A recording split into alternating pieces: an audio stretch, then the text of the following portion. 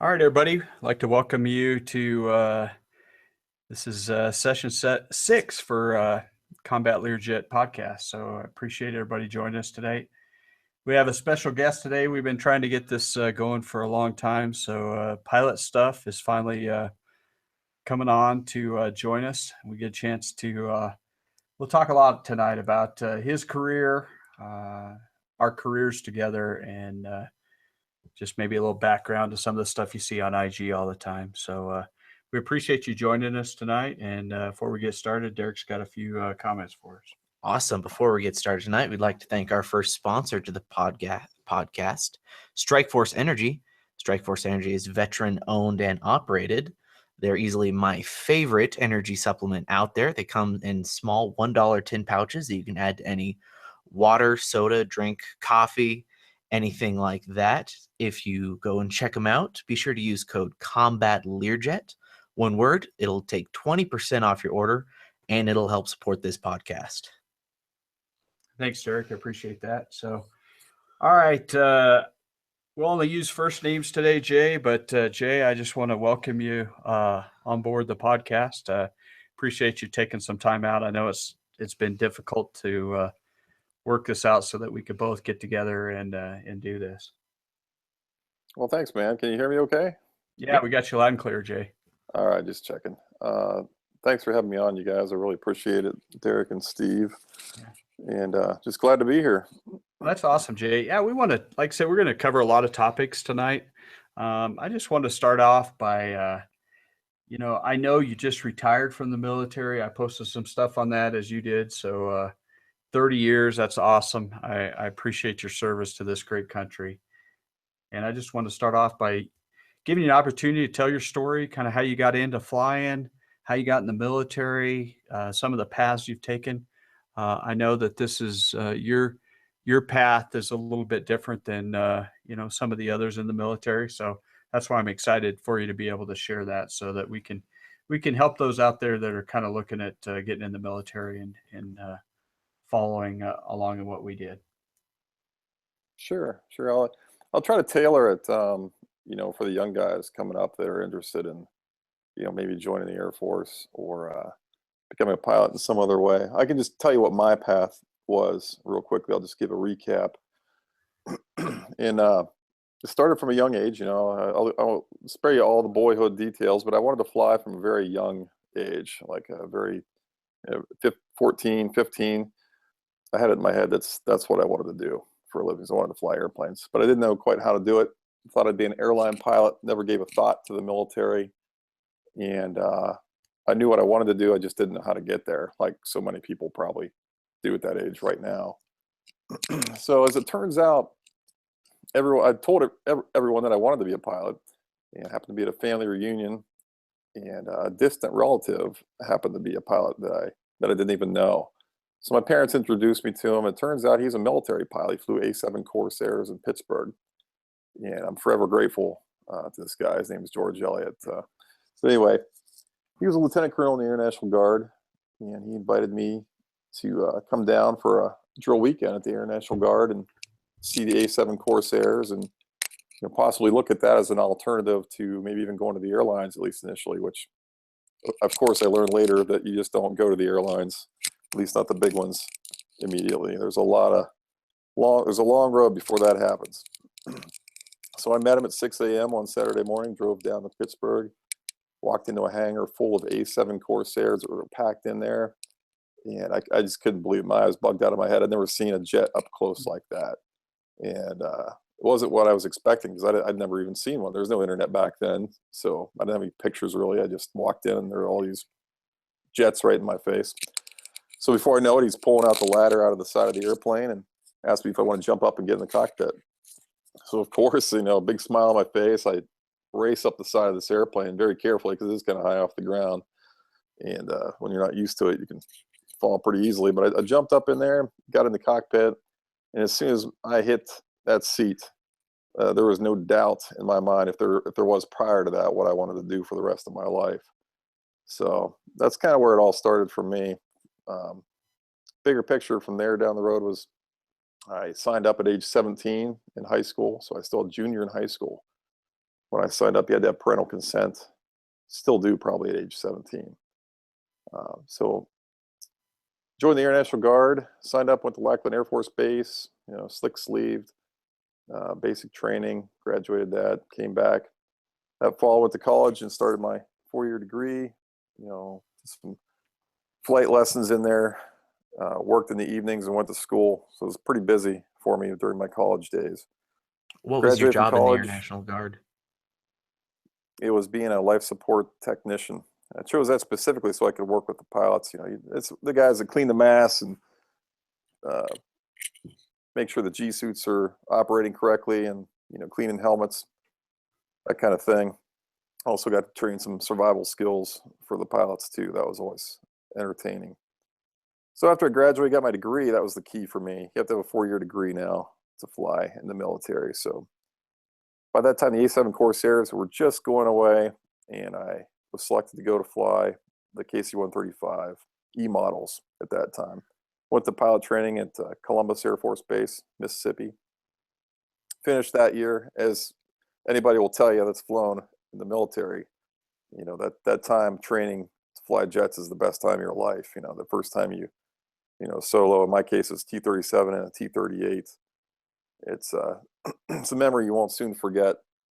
So exciting year, difficult year, a lot of work went into that.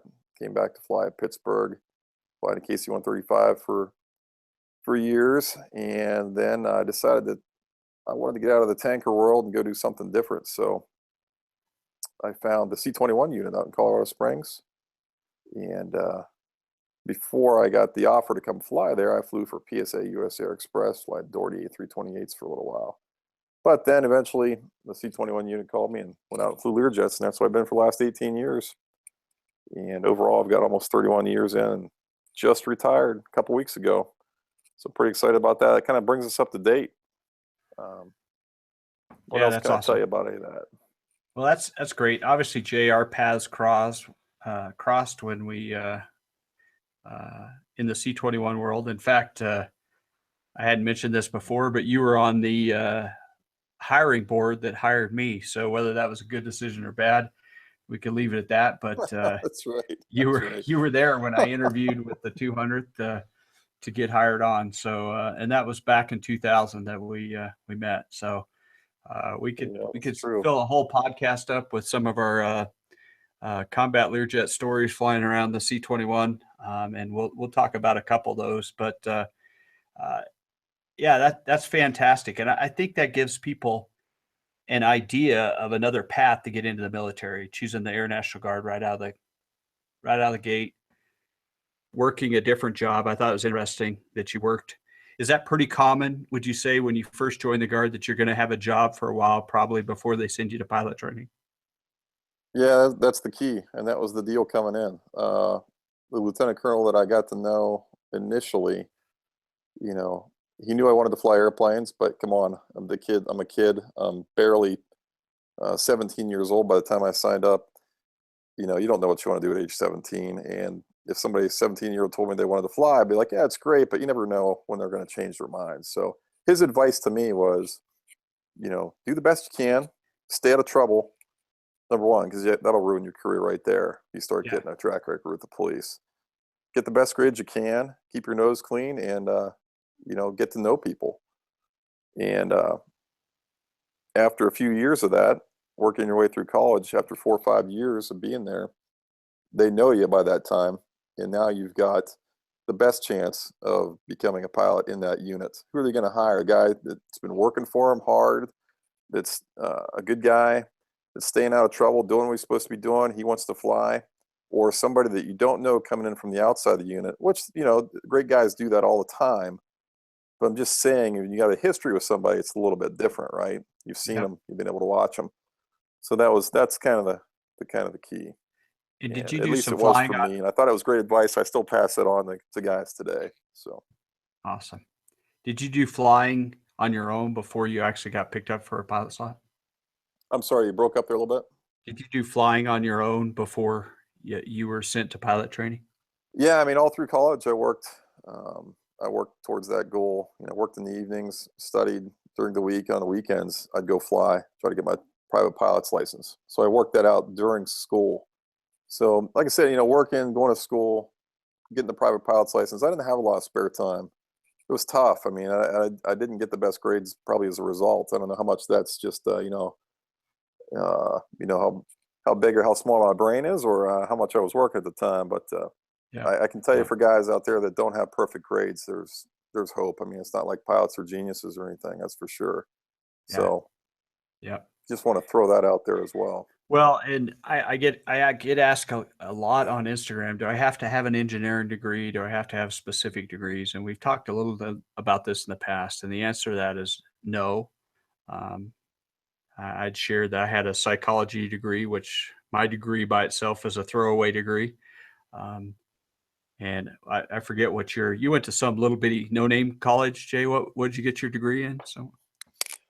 Yeah, I went to a little school in Pennsylvania called Grove City College. And my degree was actually a weird 4-year degree. It's called Computer Systems Psychology.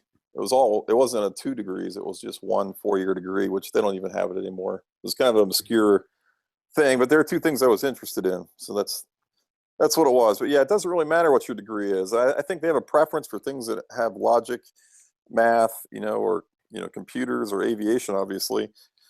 But I don't think there's any problem being an accounting major or a mathematician or math major or anything like that either.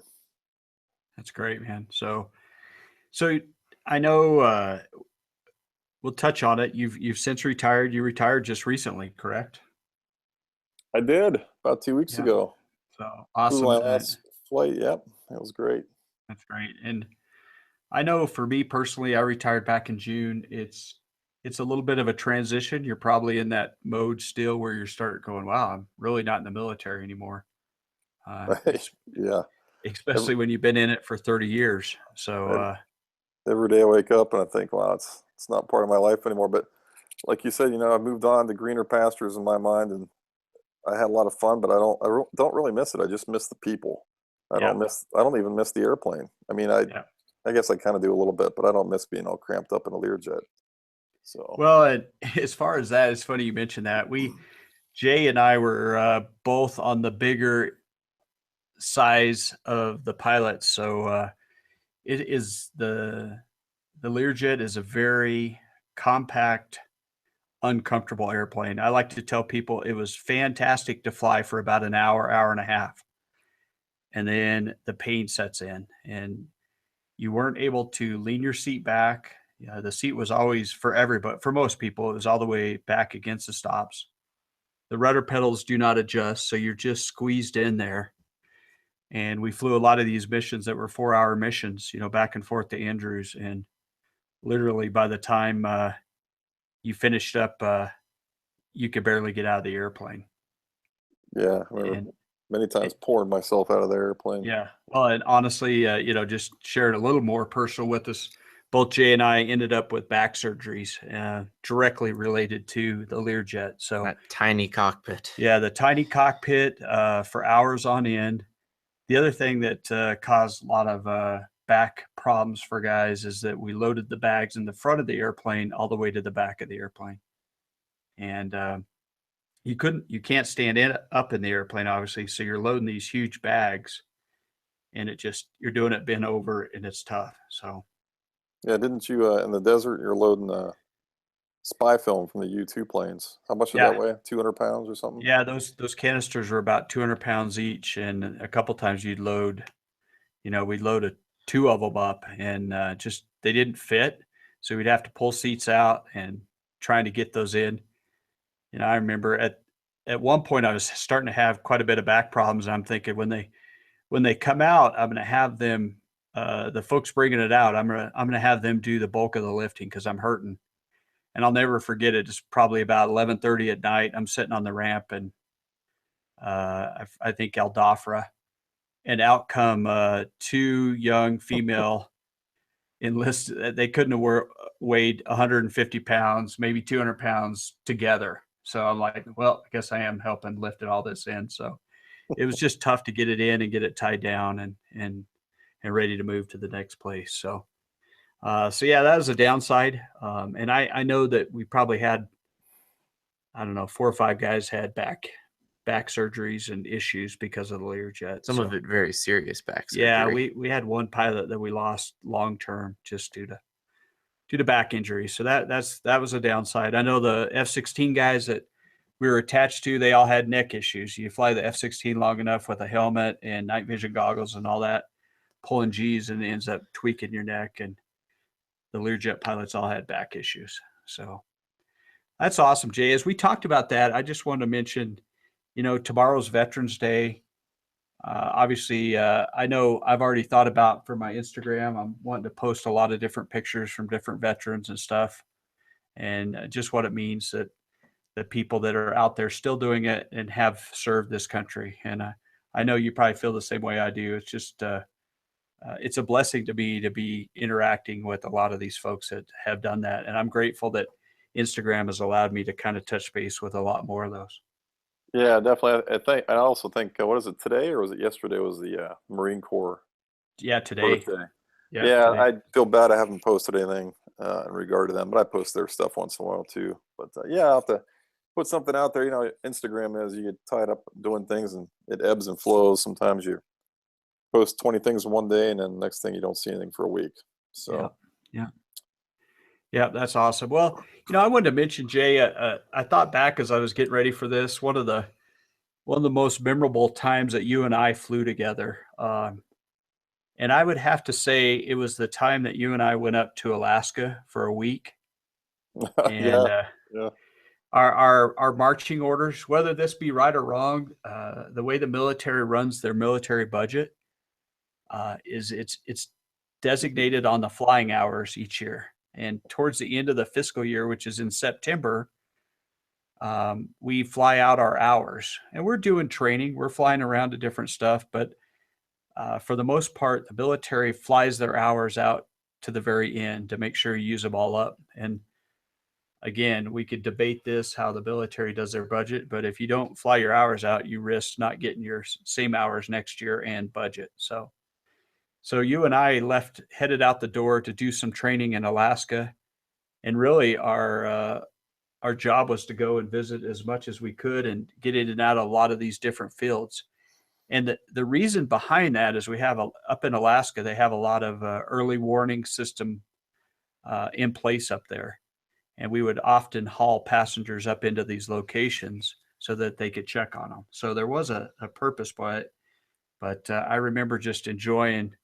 We went into some crazy places. So yeah, we went into, I never forget, in the Nome. That's the one that stands out. And Nome isn't the smallest place we probably went into, but we've since been back. Actually, I've been not that long ago, actually, huh? The two of us. Yep. But we got to walk on the ocean up there. But I'll never forget the first time we were up there. We had brand new satellite phones. Do you remember this story? I do. Yeah. And we're just getting clearance to get out of there. And we had satellite phones. So Steve thought he might as well try it out. So he calls flight service and to get a clearance out of there. And I'll never forget the guy on the other end. I remember hearing him saying something like, you're where? And I was like, no. It's like, I don't think we've ever had anybody call in an IFR flight plan I've known before. So it's a military first for a combat Learjet. The story I remember is we flew up to Barrow, which is way up north, and the weather was low, so we had to fly an NDB approach in there, which we had the capability of flying that, but we didn't ever really do too many of them in real life. We practiced them, but they're difficult approaches.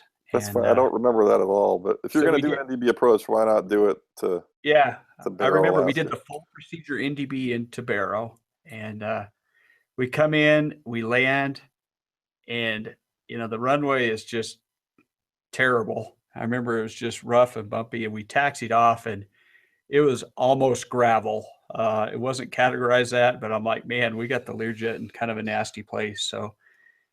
So Jay, you and I decided to hop out. We're going to go get something to eat. Well, Barrow, Alaska is not known for a lot of restaurants, a lot of great places. So people don't travel there for the cuisine. It was not. Yeah, they don't travel there for the great cuisine. So we got directions from the guy at Base Ops saying, yeah, if you go down this road, take a left, and this road. it's a house, but it's actually a restaurant. And they serve pizza. So I'm like, all right, let's go. So Jay and I headed down there. And I remember walking down the streets and there was like caribou carcasses. You remember that, Jay? Just kind of Oh yeah, strewn got around. miles from hunters that skinned Yeah, their they animals just right there. skinned them in their driveway and left the remains right there. I remember just being shocked by that. And anyway, we walked to this house. It was a so-called restaurant. We ordered probably the only pizza they had on the menu, some kind of combination. Jay and I each got one. And I'll never forget looking at the door. It said, absolutely, positively no entrance into the kitchen. So they wanted like nobody to go back there. That made me think, wonder what's back there. And then so our pizzas come out. Jay's eating his and like, oh, it's delicious. I take one bite of mine and there's just this, it's got to be a 2-foot long black hair all wrapped through the cheese and all this stuff. And I'm thinking, do I send this back or not? So ultimately I didn't send it back.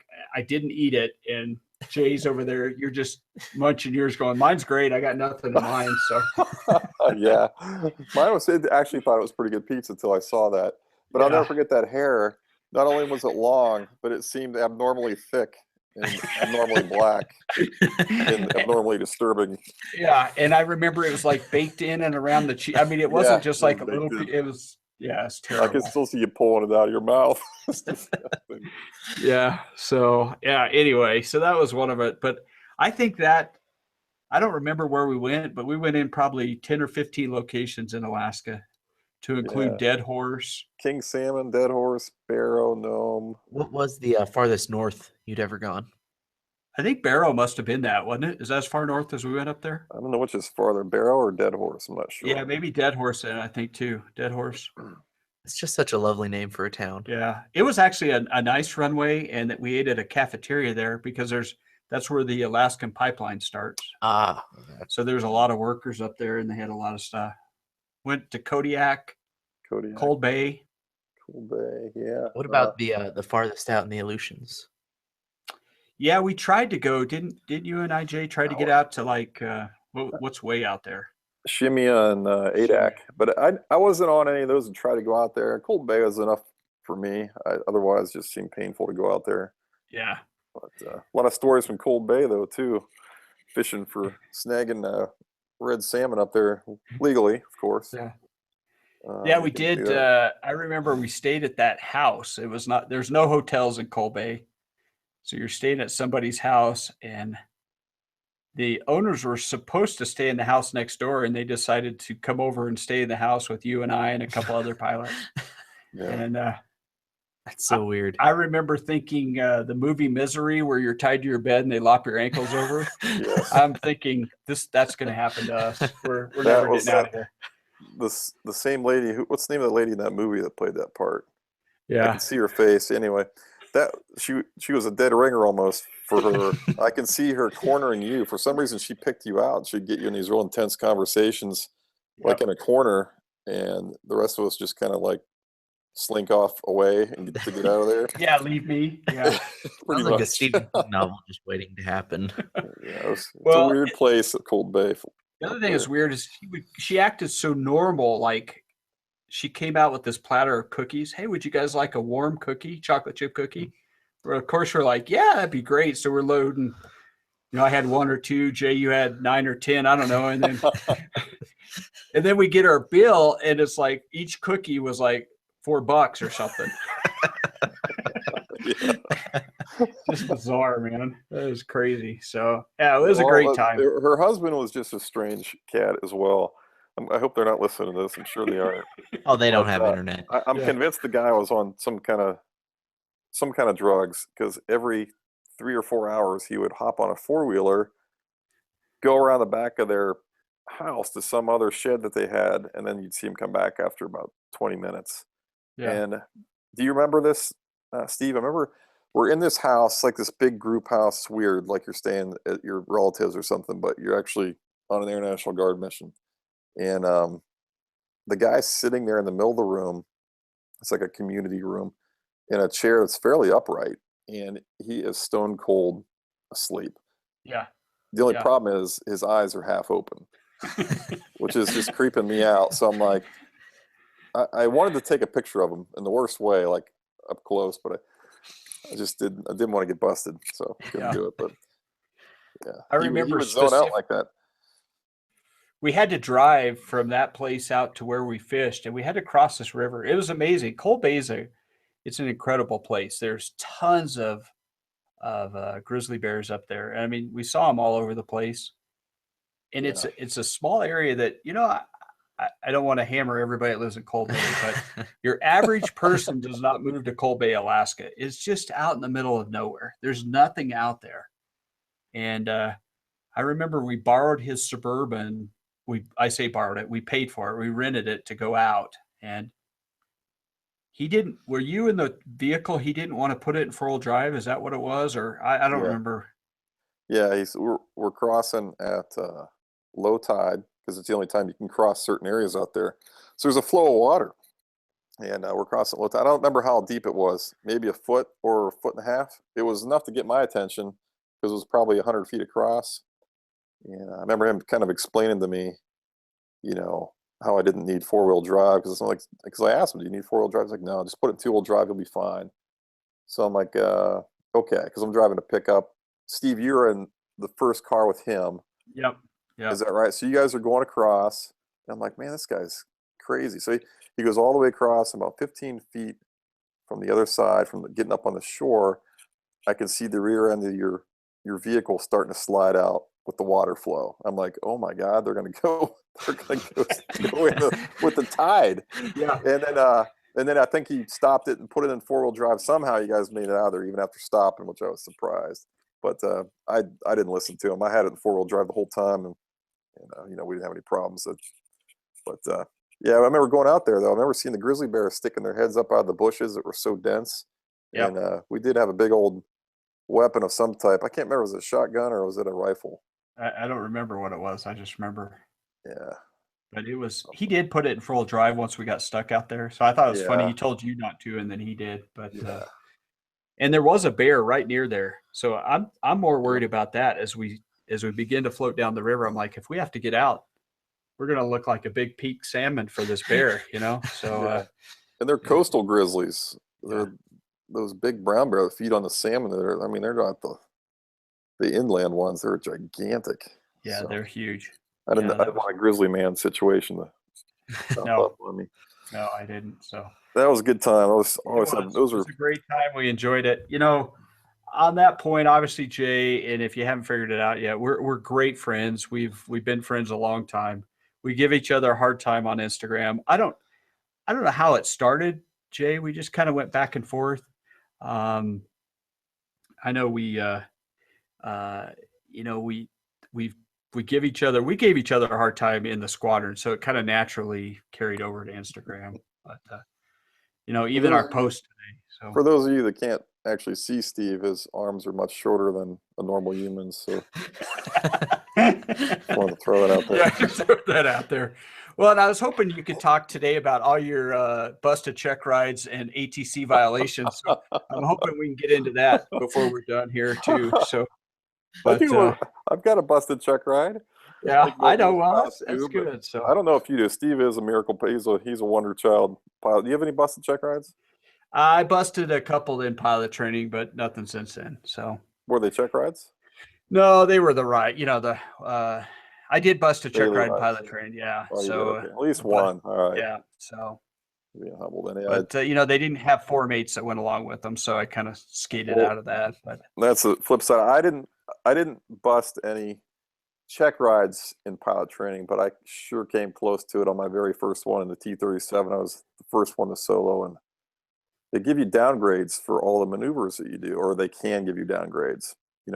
When you perform each maneuver or each task, they have a sheet they can check whatever they want to. And a downgrade doesn't make you fail the check ride, if I remember correctly, but it's called a downgrade for a reason, because they want you to know how to do better. So I think I had about 20 downgrades, and I still passed the check ride. Well, I don't remember what they were for or anything. Or yeah, I remember I couldn't even believe how many there were. But I remember I busted on the flip side of that. I busted my contact check in the 37, and it was a 3 downgrade bust. And I don't remember. Yeah, you could have I that didn't too. put the flaps at the right setting for the landing or something. I don't remember. Yep. You know, at that point, you're still trying to figure out how to buckle your seatbelt. So flying a Yeah. jet is difficult. Yeah, But I remember coming back and I busted, but I ended up scoring higher than guys that passed their check ride with multiple downgrades. So yeah. it's just one of those crazy things. So It's weird. I remember the contact check rides, like all the aerobatic stuff. That was my thing coming into pilot training. The hard part for me was, and the adjustment was all the instrument flying.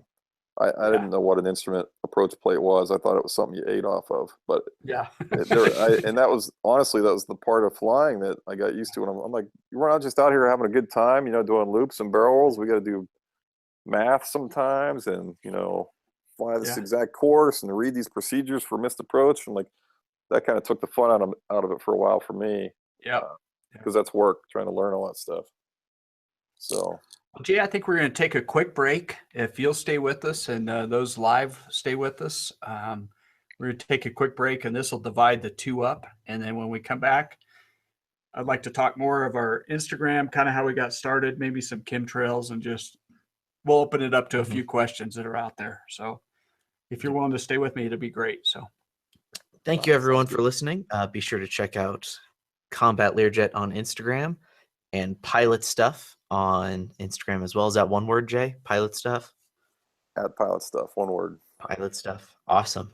yeah. Thank you guys for listening, and we'll see you next time. All right, live audience, don't go away. We'll be right back.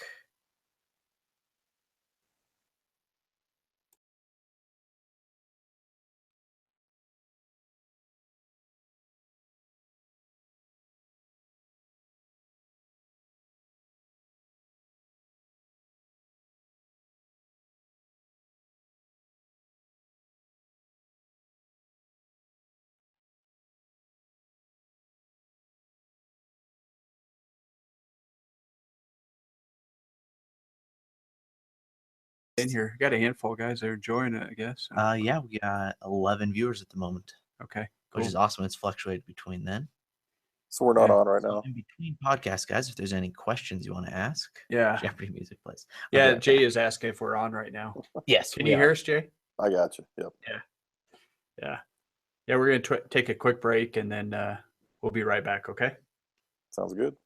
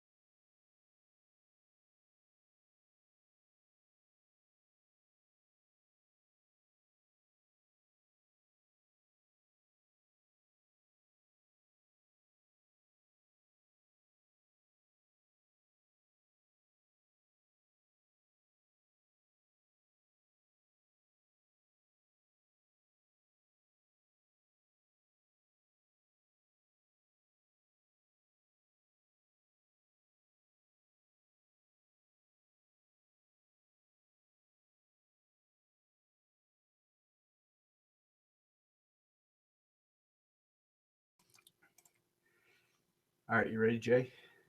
I'm ready, man. Good job, man. So yeah, I think the stories, people like that. So Yeah. we'll talk. All right, Derek, get us started here. All right. Welcome, everyone, to another installment of the Combat Learjet podcast. My name is Derek Campbell. I'm joined today by Steve, the man behind Combat Learjet on Instagram, and his longtime partner and flying partner and friend, Jay. Yeah, let's make that straight. It explains so much.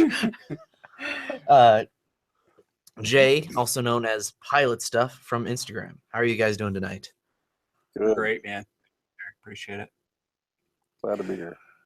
Well, Jay, we talked last time, told some stories, told kind of your flying history, all that. So, like I said, we've been together for not as partners, as flying partners for almost 18 years. So, but it's we had a lot of great times, man, together. I have to say, one of my favorite pilots to fly with. I enjoyed it. I enjoyed our time. We always had a good time. We flew, enjoyed what we had to do. And it wasn't always the best missions that we were out doing together. So I think we did a lot of VFR flying, a lot more VFR flying than most of the other guys in the squadron. For whatever reason, if it was a good day, we'd go VFR over Colorado, probably more than anybody else in a Learjet. Yeah. Over the last 15 years.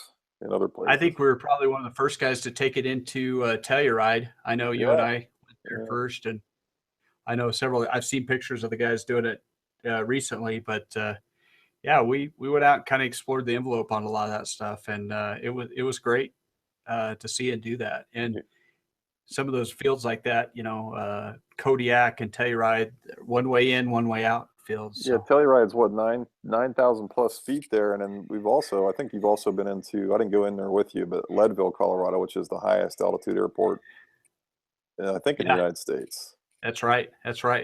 That was a difficult one because we have to mess with our pressurization because it's over 10,000 feet. Right. So it required. What is the altitude there? I think it's like 10,100, 10,200 feet. It's over 10,000 feet elevation. I think so. And I can't be because we're limited to 10,000. I think it's just maybe it is. Yeah, I don't remember. Yeah, here we're just speaking off the cuff. It's got to be really close to that. So, but yeah, that was a great time. I want to talk a little bit about move into the next topic of Instagram, Jay, and kind of how we got going and what we did. And I don't know. I thought I would let you kind of tell the story early on of kind of some of our shenanigans on Instagram. And it takes me back. I don't know if I remember it all, but I just remember I didn't know what Instagram was. So you introduced me to it. You'd been on there for a little while playing around with it. Just a time waster. I mean, that's all Instagram's ever been to me, is it fills in the gaps when I'm waiting at the airport, waiting anywhere really. I just kind of look down there and, hey, there's something dumb to post. Let's put that up. So, and see what happens. Yeah. But I just remember you discovering chemtrails for the first time and explaining that to me. I'm like, what? You got to be kidding me. People actually believe that, and the whole conspiracy theory surrounding it. So that kind of got me interested. Just you talking about Instagram and some of the nuts that were on it already. I'm like, that sounds like a place for me. So, so I opened an account. What, about a year after you, maybe something like that? Yeah, I'm guessing that. I don't remember what I had for followers in. Maybe 3,000 or 4,000, something like that. Yeah, something like that. I'll bet. Yeah, maybe at the most, probably 7 or 8. I would say. Yeah, it's that snowball effect. So anybody that stays in it long enough, you gain more people. Just the way it works. Some a little bit faster than others, that's for sure. I was kind of keeping up with Steve there for a while, maintaining half of his follower population, but then you kind of went off the charts there. Yeah. But anyway, I remember trying to explain to chemtrailers that how crazy this was, what they were saying, and they just wouldn't have any of it. So that's when I immediately got so frustrated. I'm like, well, I'll just go the other direction and poke fun at them a little bit, and just kind of see where it goes. And so it wasn't long before people were getting on both of us, right, about how terrible we were, spreading chemtrails all over and barium and aluminum and all these things that really don't even exist in aircraft exhaust, as far as I know. As far as And, you know. Yeah. Yeah. Gotta leave the door open a little bit, right? So, Yeah. and so I just kind of started there, and then trying to get funnier responses out of people. And we ran into IG Joe. You can probably tell his story a little bit better than I can. That guy. is a piece Yeah, of- we mentioned IG Joe in the previous one, but The he's wizard. the one with the wizard with the crystals that Yeah. dissipate the chemtrail. Shaman. So I followed him for a while, but I think he's one of these guys that has like, he must post 300 posts a day. It just wore me out, so I had to give it up. But occasionally when I'm looking for something funny, I'll go back in there and find something. But the point I want to talk about, if you want to mention, remember when we kind of did we're on the run? Oh yeah, yeah, Yeah, yeah. Somehow I've been feeding these people, and there's this one. I got the impression, I don't really know if she was a female or not, that she was, and she was concerned because now I'm acting like I'm a chemtrail guy on the inside, working for the government, and I'm having mixed feelings now about spreading chemtrails to control population and stuff, and so that's kind of the spin I'm putting on it for her sake. And she starts DMing me personally and asking me like, "Well, I'm so glad that you've decided to turn the page and get out of chemtrailing." I'm like, well, this is terrible. I don't really, I'm not proud of this. But I was having so much fun with it. I just kind of led her to believe that I was really trying to get out of it, and they were trying to pull me back in, and I was getting threatened by my superiors. And so things kept getting more desperate. I told her I was going to be leaving. Like, this is spread out over days, even over the next couple of days, and keep an eye on my account because I'm not sure where it's going or how it's going to work out for me. And she was like, "Wow, well, if are you safe? Do you need do you need some protection of some sort? She was really concerned for me. So of course I played off of her worst nightmares, and as I recall, I gave her the date and time that I was leaving, and made up some crazy story about how they were chasing me and not sure what was going to happen if they caught up with me. And then I deleted all. Samples. I'm sorry. I remember there also being something about you'd stolen some barium samples from your work as well. Oh, yeah, to prove, to show the world, to expose what was going on. That's right. Probably did. and then I just blanked my page out eventually, as if I'd been taken out, and somebody had taken control of my account, and I put up like this big skull and crossbones, and all my stuff was deleted, and the DMs just stopped cold. Nothing after that point. Like, she was like afraid to contact me or something. Didn't know who was running the site at that point. Shame on you. I think she even closed her account down. I'd be embarrassed about that. Yeah. So we have. So that obviously that's all we've done. Some of those things in fun, and even the posts as we've done later have been in fun. But I remember one time I was jumping in the fun that you guys were having, and I was saying that I had physical proof of contrails. And one of them jumped on and said, "Where are you? Do you want to meet?" And he just threw out where he lived and the nearby Burger King. And I'm like, "Yeah, I'll meet you there on Wednesday." And he DM'd me that Wednesday and said, "I'm here. Where are you?" terrible. Shame on us for that. So yeah, it's that's where I first realized, and I've mentioned this in the previous episodes. I realized there's a whole nother world of the whole conspiracy theory, and it. I don't tease them as much. I got tired of all the most of them stuff. have blocked you. Yeah, and I've been blocked. I don't either. I actually felt bad about that one. After I still harass people a little bit, but I don't go to that extreme. I just kind of have some fun with them. I don't even do the chemtrail thing. So tired anymore. No one's really. I don't even. Flat Earthers is the new thing. That's where it's at. What's that? Flat Earthers are the new thing. That's where it's at. Yeah, and I've even got tired of that one too. It's like, oh, there's no such thing as real evidence, so I just kind of left it where it was. And I don't know. I had somebody ask me today, "Where's your Flat Earth Friday post?" And occasionally I'll get in the mood to post something like that. But yeah, all that it's a good time. It's fun, but it also kind of wears on you, at times. So, well, Jay, I know we hadn't talked, just kind of talking. I know, do you want to say not necessarily who, but what you do now, or do you want to keep that just I don't know if Yeah, I mentioned. I don't advertise who I fly for, Yeah. but it's a better company than Steve flies for. And I haven't advertised mine either, so there you go. so yeah, I'm an airline guy. I fly for a major airline, and I'm loving it. I've just passed over a year, my first year there since I retired, and no regrets whatsoever. It's everything I thought it would be, and it's a lot of fun. So Yeah, I have to say I enjoy my job too. Um, and this isn't a ding on the military per se, and I love my time in the military. You'd probably say the same, Jay. But what we found in the military as of it's getting progressively more, I guess, and one of the reasons I believe that the military has a pilot shortage is that pilots are just doing so much other stuff besides flying airplanes. It seems like it's so far down on your list of yeah, what you really do. yeah, additional duties All the where additional duties, all the additional training, all the stuff with DTS, and when you come back in vouchers, and it just seemed like it was a sea of other stuff besides flying. And mhm. it's not that we're prima donnas and that's all we feel like we can do. It gets to the point where you just flying just gets to be priority number 9, 10, 12, 14. And when you go to the airlines, they pay you to fly airplanes, and it's refreshing. Yep. The And it airlines. only gets better with time because your seniority goes up, your pay goes up.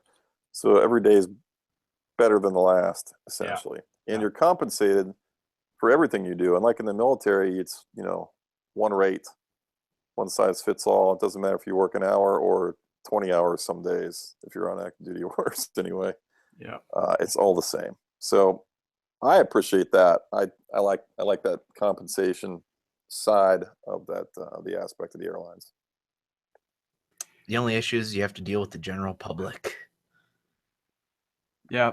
And that's, we don't upfront in the pilot. You don't, it's the folks in the back that have to deal mostly, we have the luxury of shutting the door Shutting and locking the and door. doing what we do. So, well, Jay, I want to take a few questions here towards the end. We haven't had a chance to do that. Mhm. I see one here says, what was the funniest moment you've had with me? I don't know. Maybe you can answer that. What's the funniest moment we've had together? Well, there's a picture I just posted on my account of when I first met you, which kind of reminds me of a funny time. But actually, I can't. There's so many funny times. I just remember laughing so many times over so many different things. Um, Not all of it's been flying. Yeah. I'll never forget the day you came into the squadron. I know I've told the story. You probably don't like me telling it, but No, it's good. it makes me laugh every time. So in the Air National Guard, you have drill weekends where everybody in the squadron gets together, and you sit in a big room and go over PowerPoint slides till you're blue, or till you can't stand it anymore. And it's all business, square filling kind of stuff. And our squadron was on the flight line. We had windows facing the flight line on one side, and facing the front of the room where was a large projection screen where we had our agenda and meeting minutes and everything up. There's probably, I don't know, at that time, maybe 30 people in the room, which is a lot for our small squadron. But there's a door just off the side of the screen in the very front of the room that comes in, and it wasn't a main entrance, but one right in the middle of drill, right in the middle of a meeting, this guy walks in right in the middle of our meeting, and it's combat Learjet Steve. So he wasn't intending to walk into the middle of a meeting with everybody looking at him. He's trying to get into our unit at the time. I found out later. I'm like, who is this guy? He just walked in. I'm like, it's just kind of weird. I wasn't thinking anything bad about him. I was just thinking, like, what is this guy doing? He's in a flight suit, so we knew he was a pilot, but we didn't know who he was or why he was there. And I remember the commander was briefing, and he turned around and looked at him, and everybody just kind of stopped and looked at him. And and Steve just wanted to crawl under a rock. So rather than going back out the door he just came in, he looked for the only door he could get through to get out of the way of all these eyes. And he thought it led to a hallway or something, but it was 2 feet to his right. So he grabbed the door, went into it, and it was just a small office. It was our commander's office. So he's now trapped in there from the main room of all these people looking at him. Yeah. And I'll never forget that. That was funny. Till one I of the guys that remember. knew you went up and got you. So Yeah, I remember everybody said, "Hey, you got to go visit a guard unit before you, see who you are before they hire you." And I remember thinking, "Wow, this took me 10 seconds to blow my opportunity with this unit." Walked in front of the middle of the brief with the commander, and then went into his office and sat in his chair. So that was a terrible, embarrassing moment. So I don't know. We had a lot of good times over the years flying. I remember. Do you remember the time, Jay? We took off out of the Colorado Springs. This is one of those scenarios where the pressurization had that auto manual switch. Do you remember that? yes. And we took off. You and I took off with it in manual, not auto. Yep, it was my fault. I remember that because I did the pre-flight and you were pretty and maintenance had messed with it, and I'll blame it on them. But it was really my fault because I didn't double check it. Yep, I remember that. And we took off, and the airplane, I don't remember the specifics, but when you take off in manual, it will not pressurize. So we have a general on board and a couple aides, and sure enough, the airplane's not pressurized. And then I don't know, it was about 10 seconds of stoogery there that we're flip around. And I remember looking over, of course, the cabin of the airplane's just climbing as fast as we are. And you leveled off. And I went, oh, here's the problem. We're not in auto. So as soon as I flipped that switch to auto, there goes our eardrums. It's like it immediately tried to pressurize it back to, I mean, I know I look back at the general and he's looking at us like, what kind of clown show is going on up front there? So, yeah, that was, I just remember that in the flying one. So, yeah, it was a CRM issue. I remember that because my hands were full flying it, trying to figure out what was going on. And I immediately looked down at the cabin air switch, which is the normal switch that causes lack of pressurization that we move all the time that we might forget. But no, it was on. So the second switch I look at, it was the switch that you had just moved up. So both switches are now in the correct position. And you may have mentioned it to me, but I didn't hear it at the time because I was busy flying or something. I looked down and everything's in the correct position, but we're not pressuring. Like, oh man, we got a bigger problem. And then I remember you mentioned, you told me at some point again, it was moved and everything was working correctly. Yeah. Yeah. It was just, it just happened. And the other mission that I remember specifically, Jay, with us is you and I, we had got a short notice. One of our missions in the unit was to work with the DEA and move drugs for the 25 DEA. kilos of cocaine on that one. Yeah, so we flew down to Albuquerque, short notice, you and I, and we met with the DEA agent, and he comes out to the airplane. I think that might have been our first one. He brings out 25 kilos of cocaine, along with the bad guy in handcuffs, who had now decided to work with the DEA so that they could catch the next bigger fish. So we helped get it all loaded. I remember loading boxes of cocaine, going, wow, this is cocaine, and whatever, how many umpteen $1 million street value it was. And we took off from Albuquerque. I don't remember if we're going to Langley or someplace like that, out east. Yeah, I think they wanted us to go to Baltimore, but we had to take them to Andrews. That's it. And, That's it. Yeah. I remember they were well-armed guys. They had a couple M4s. Is that the right? Yep. I mean, they've got he's a guy in the Mexican drug cartel. So they were definitely guarding him. And I don't know, somewhere over Arkansas, maybe. I don't remember, a little bit further. We realized we had an engine that didn't respond at all. So I don't remember who was flying. Were you flying, Jay? I don't remember. So I don't recall. I just remember one of us went to pull the throttle back and it didn't move. It was stuck. And all the way to the point where we're pulling it all the way back, almost to idle, to get it to come back, and it's not moving at all. So we had an engine that is not responding. So obviously we got the checklist out, but at this time we're also concerned the fact that we've got a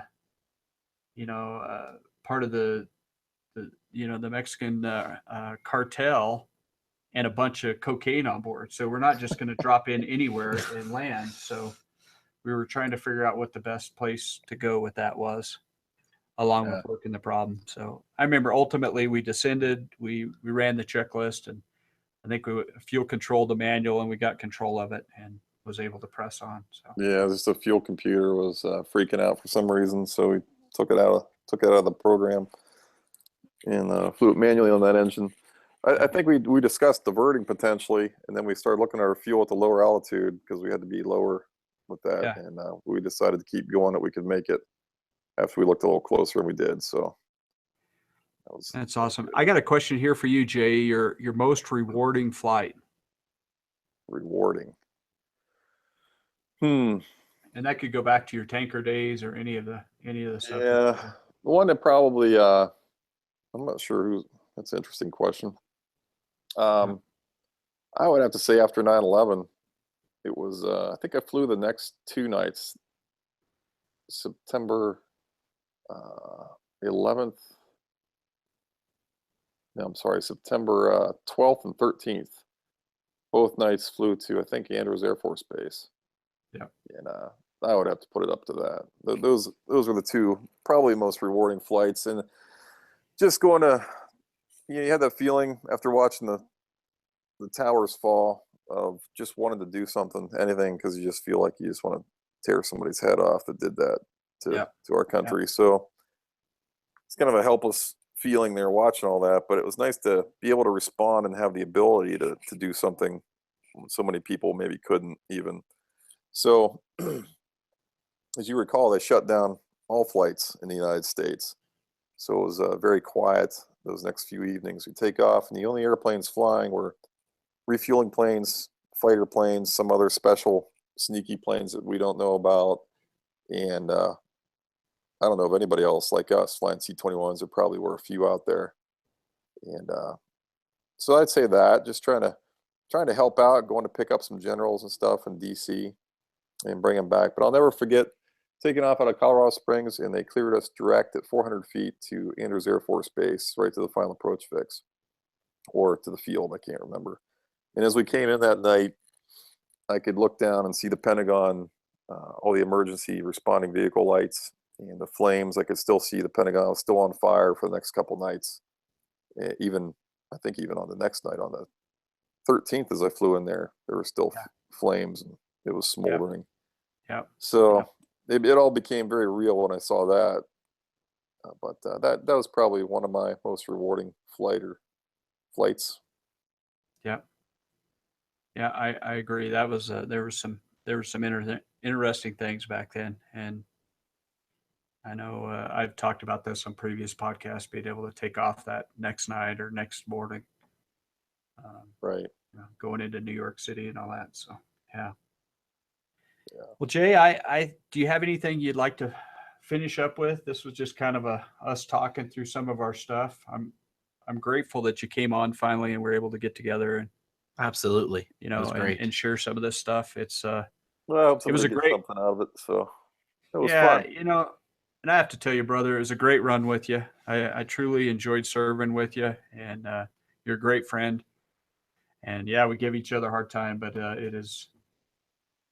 I still get DMs go, why do you hate pilot stuff? I'm like, I don't hate it, man.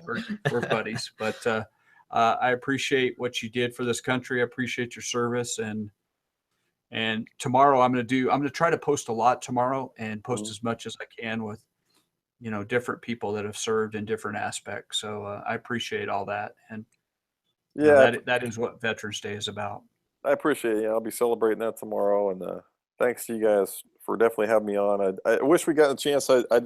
We got tied up in so many other things. We never got to the animal posts, but maybe next time. We got a quick 2 minutes. If I meant to ask you that, I forgot about that, Jay, as far as, how did you become an animal expert? How did that whole thing transpire? So just years and years of observation, careful observation, study, a traveling scholar. Well, you do a great job of it. I see your posts and I just shake my head like, okay, this finally everybody's going to get it on this one. And nope. There's always a few, right? Yeah. So How can you be this consistently wrong? They must be asking themselves. if you're out there and you see his animal post, just keep on scrolling. So that's funny. Awesome. Before we wrap up, where can people listening go and find you on Instagram? I'm always out there on at Pilot Stuff, all one word, just at Pilot Stuff, just like it sounds, 2 F's. Awesome.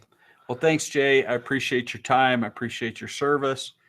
It was a great time tonight, and I look forward to maybe in the future we can get together and talk a few more stories and some of the stuff, because there's a bunch of it out there. So. Yeah, Absolutely. we've got plenty more stories where those came from, don't we? Yeah. So. Absolutely. Looking forward to it. Before we wrap up, we want to say thank you to our sponsor, Strikeforce Energy, Navy SEAL owned and operated. Be sure to check it out. They're a delicious 1 ounce tin pouch that is only $1 a piece, cheaper than a Monster. You can put it in any water, tea, any drink you can.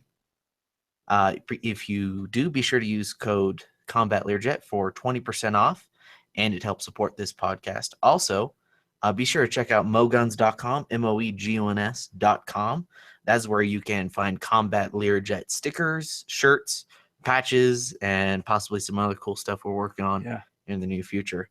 Thank you, everyone, for listening, and we'll see you next time.